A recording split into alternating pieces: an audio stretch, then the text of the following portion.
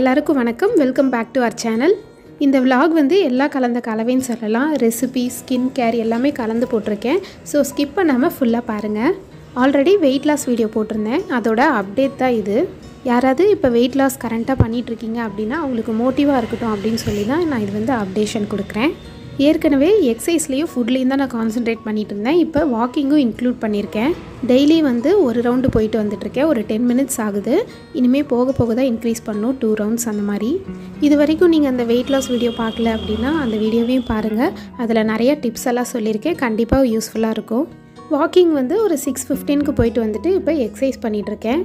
Daily வந்து ஒரு new எக்ஸசைஸாக add பண்ணிகிட்டே அப்படியே டைமிங்கும் இன்க்ரீஸ் பண்ணிட்டு வந்துட்டுருக்கேன்.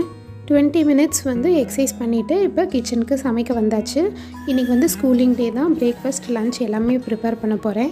லஞ்சுக்கு வந்து தேங்காய் சாதம், உருளைக்கிழங்கு வறுவல். ஃபஸ்ட்டு தேங்காய் சாதத்துக்கு அரிசி நைட்டே ஊற வச்சுருந்தேன். அதை இன்னொருக்கா வாஷ் பண்ணிவிட்டு சாப்பாட்டுக்கு ஃபஸ்ட்டு அடுப்பில் வச்சிடலாம். அப்புறம் உருளைக்கிழங்கு வறுவலுக்கு உருளைக்கிழங்குக்கு நான் கல்லுப்பு சேர்த்துட்டு வேக வச்சுக்கிறேன்.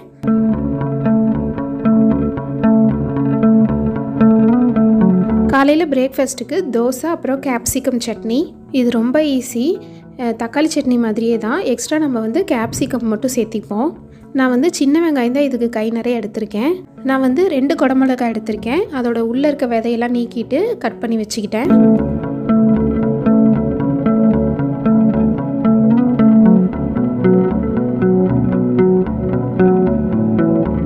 தாளிக்கிறதுக்கு கடுகு, கடலைப்பருப்பு, உளுத்தம்பருப்பு சேர்த்துட்டு ஜீரகம் கொஞ்சம் சேர்த்துட்டு 10 பல்லு பூண்டு சேர்த்துக்கிறேன்.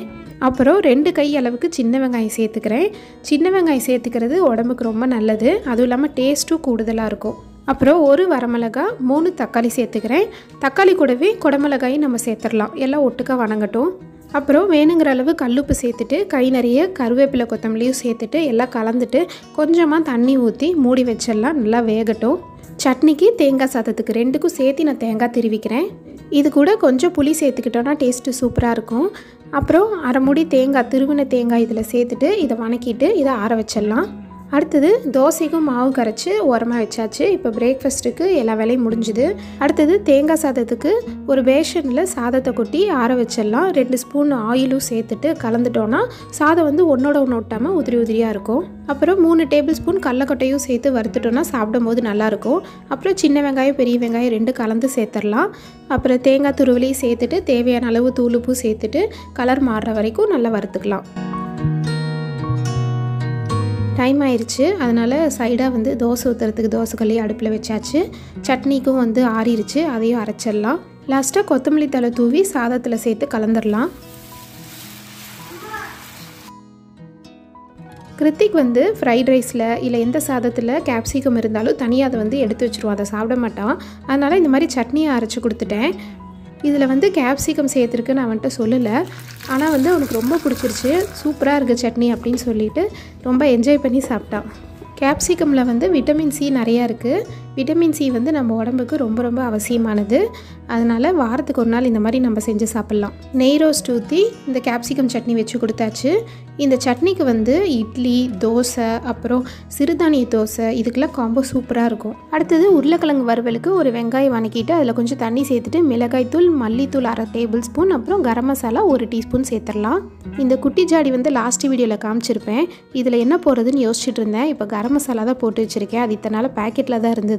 அதை அடிக்கடி எடுத்து யூஸ் பண்ணுறதுனால கொஞ்சம் சிரமமாக இருந்துச்சு. அதுக்கு இந்த ஜாடி வந்து கரெக்டாக இருக்கும்னு இதில் போட்டிருக்கேன். இந்த மசாலா வாசனால் போனதுக்கப்புறம் வேக வச்ச உருளைக்கிழங்கையும் கட் பண்ணிவிட்டு இதில் சேர்த்து கலந்துடலாம். தூளுப்பு சேர்த்துட்டு ஸ்டவ் ஆஃப் பண்ணிவிட்டு ஒரு 5 minutes மூடி வச்சுக்கலாம். இந்த மசாலாலாம் இந்த உருளைக்கிழங்குல நல்லா இறங்கட்டும். இப்போ லஞ்ச் பாக்ஸுக்கு பேக் பண்ணிடலாம். தேங்காய் சாதம், உருளைக்கிழங்கு வறுவல்.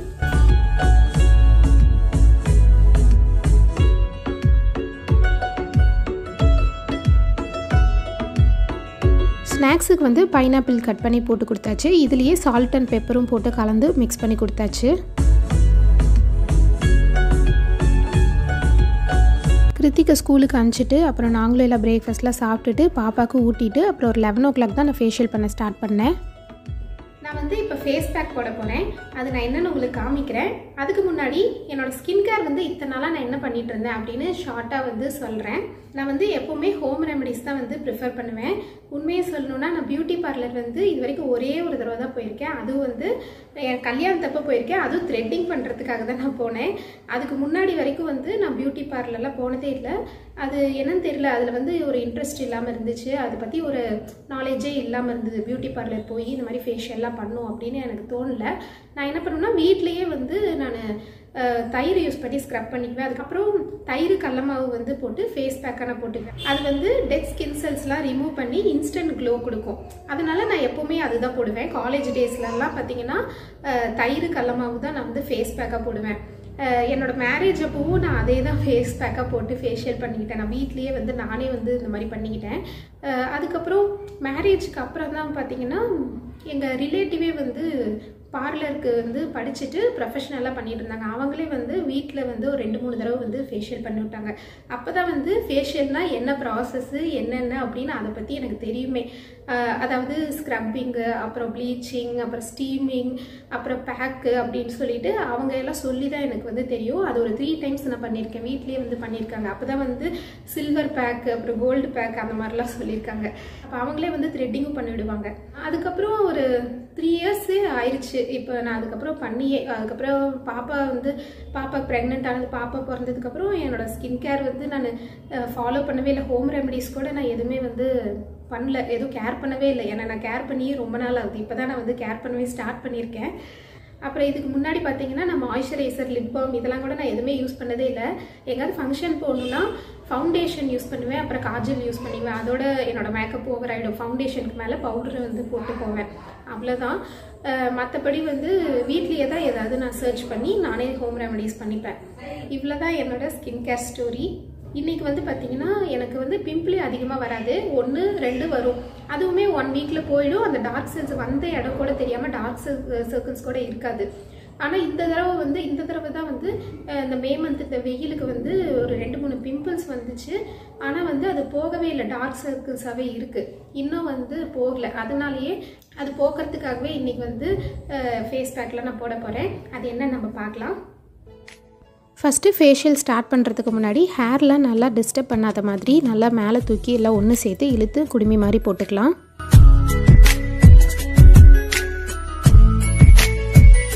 அப்புறம் ஃபேஸ் வாஷ் பண்ணி ஃபேஸை நல்லா க்ளீன் பண்ணிவிட்டு ஸ்டார்ட் பண்ணிக்கலாம். ஃபஸ்ட்டு ஸ்க்ரப்பிங் தான் பண்ண போகிறேன். அதுக்கு வந்து நான் தக்காளியும் சர்க்கரையும் எடுத்துக்கிறேன். இது நிறையா பேத்துக்கு தெரிஞ்சிருக்கும். ஒரு அரை தக்காளியில் வந்து சர்க்கரையை டிப் பண்ணி இதை நான் ஃபேஸ்க்கு அப்ளை பண்ணிக்க போகிறேன். இதில் நிறைய பெனிஃபிட்ஸ் இருக்குது. டார்க் ஸ்பாட், டேன்லாம் ரிமூவ் பண்ணிவிடும். டொமேட்டோவில் வந்து விட்டமின் சி, ஏலாம் இருக்குது. அதனால் ஹைப்பர் பிக்மெண்டேஷன்லாம் வந்து கண்ட்ரோல் பண்ணும். அப்புறம் ஆயிலி ஸ்கின் இருக்கவங்க கூட இதை யூஸ் பண்ணலாம். ஆயில் ப்ரொடியூஸ் ஆகிறதெல்லாம் கண்ட்ரோல் ஆகும்.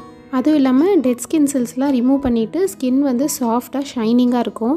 இது வந்து ஒரு 10 மினிட்ஸ் வந்து ஃபேஸில் எல்லா பக்கமும் படுற மாதிரி நல்லா ஸ்க்ரப் பண்ணிக்கலாம். நான் வந்து ஃபேஸு, இயர்ஸ், அப்புறம் நெக்கு, பேக் நெக் எல்லா பக்கமுமே நான் வந்து ஸ்க்ரப் பண்ணிக்கிட்டேன். இது வந்து நம்ம ஸ்க்ரப் பண்ணும்போது சர்க்குலர் மோஷனில் டவுன்வர்ட்லேருந்து அப்வர்டு அந்த டைரெக்ஷனில் வந்து நம்ம ஸ்க்ரப் பண்ணிக்கணும் ஃபேஸ் ஃபுல்லாகவே. நான் இன்னொரு தடவை சுகரில் டிப் பண்ணிவிட்டு அப்ளை பண்ணேன். அப்பப்போ வந்து தக்காளியை பிழிஞ்சு விட்டு நல்லா ஒரு 10 மினிட்ஸ் வந்து ஸ்க்ரப் பண்ணிக்கலாம். இப்போ 10 மினிட்ஸ் ஆயிடுச்சு. 10 மினிட்ஸ் கழித்து பார்த்திங்கன்னா தக்காளியோட தோல் மட்டும்தான் இருக்குது. இப்போ ஃபேஸ் வாஷ் பண்ணிவிட்டு வந்தாச்சு. ஸ்க்ரப்பிங் பண்ணுறதே வந்து ஃபேஸில் இருக்க டர்ட்லாம் ரிமூவ் பண்ணி இந்த போர்ஸ் எல்லாம் க்ளீன் பண்ணும். இப்போவே வந்து கொஞ்சம் பளிச்சுன்னு தான் இருக்குது. அடுத்து நம்ம ஃபேஸ் பேக் போடலாம். ஃபேஸ் பேக்குக்கு வந்து இன்றைக்கி நான் வெள்ளரிக்காவும் புதினாவும் யூஸ் பண்ண போகிறேன். ஒரு அரை வெள்ளரிக்காய், அப்புறம் ஒரு கை வந்து புதினா இலை, இது ரெண்டையும் வந்து மிக்ஸி ஜாரில் சேர்த்துட்டு தண்ணி ஊற்ற தேவையில்லை, அரைச்சிக்கலாம். குக்கும்பர்லேயே நம்மளுக்கு தண்ணி நிறையா வரும், அதனால் அதை அப்படியே அரைச்சிக்கலாம். இது வந்து யூஸ் பண்ணிவிட்டு நம்ம ரிமைனிங் வந்து ஃப்ரிட்ஜில் வச்சு ஒரு 3 டேஸ் வரைக்கும் நம்ம யூஸ் பண்ணிக்கலாம். வீக்லி வந்து ட்வைஸ் வந்து இதை நம்ம ஃபேஸ்க்கு அப்ளை பண்ணிக்கலாம்.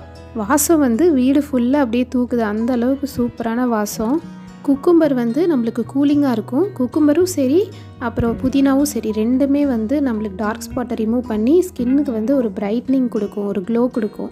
அந்த ஈரம்லாம் ஆறுற வரைக்கும் ஒரு 20 மினிட்ஸ் அப்படியே விட்டுடலாம்.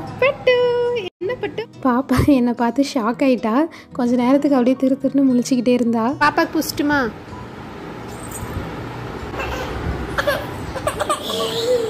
போய் குளிக்கலாமா? ஏன் குளிச்சு ரெடி ஆகிட்டு வந்தாச்சு. நல்லா வந்து ஸ்கின்னு வந்து எனக்கு நல்ல டிஃப்ரென்ஸ் தெரியுது. சாஃப்டாக ஸ்மூத்தாக இருக்குது, பளிச்சுன்னும் இருக்குது. எனக்கு வந்து கொஞ்சம் நல்லாவே டிஃப்ரென்ஸ் தெரியுது. இருந்தாலும் எந்த ஒரு ப்ராசஸ் ஸ்டார்ட் பண்ணும்போதுமே உடனே நம்மளுக்கு இன்ஸ்டண்ட்டாக கிரேட் சேஞ்ச் வந்து டிஃப்ரென்ஸ் வந்து தெரியாது இல்லையா.